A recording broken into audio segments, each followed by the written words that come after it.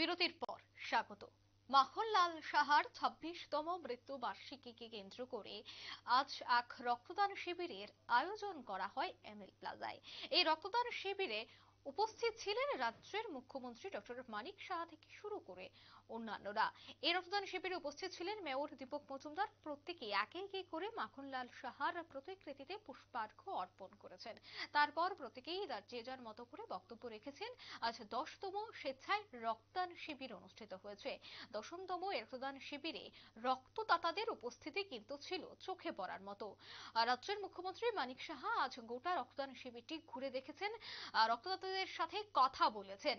সে বিষয়ে মুখ্যমন্ত্রী থেকে শুরু করে মেয়র দীপক মজুমদার এবং অন্যান্যরা আজকের এই অনুষ্ঠানটির সূচনা করেছেন।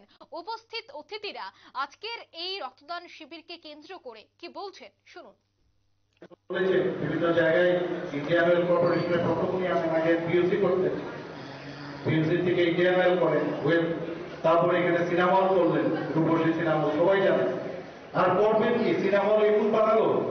আমরা তো তখন ছোট এসে দেখতাম যে হারিকেন নিয়ে গ্যাসের লাইট নিয়ে বসে থাকতাম যখন সে এখানে তার গাঁথনি দেওয়া হচ্ছে। এলাহাবাদ থেকে কারিগর এনেছে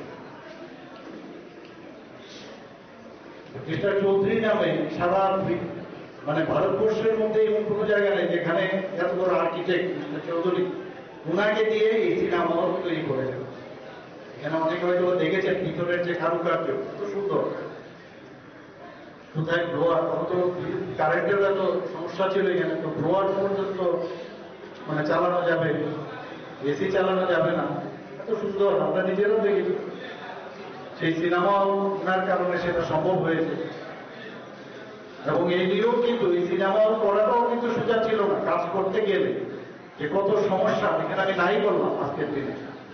ওনাকে শ্রদ্ধা জানিয়ে আমি এই কথাটা বলছি যে কত কঠোর পরিশ্রমের মাধ্যমে তৎকালীন সময়ে এই সিনেমা করতে 18 লক্ষ টাকা খরচ হয়েছে, 18 লাখ।